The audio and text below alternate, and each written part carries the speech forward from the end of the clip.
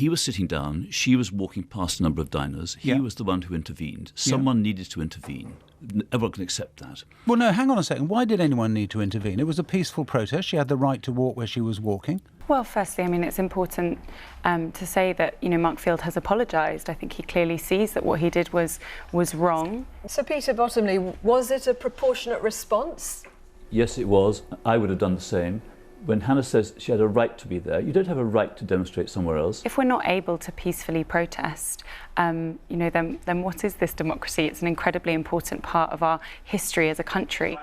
The protester who Mark Field confronted walks down one of the aisles and stands behind guests at the event.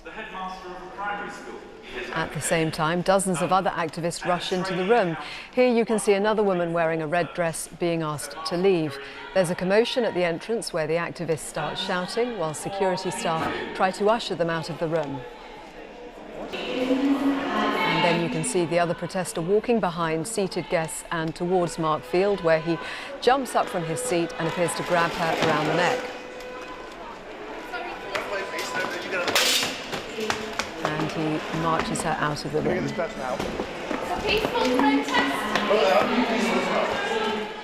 And we could hear him there say, "Can you get this person out?" And she responded, "It's a peaceful protest." Hannah Martin, Sir Peter Bottomley says it was proportionate, and he didn't know what she was carrying. She was clutching things to her chest. She could have had a weapon as far as he was concerned. We declared immediately upon entering the room who we were.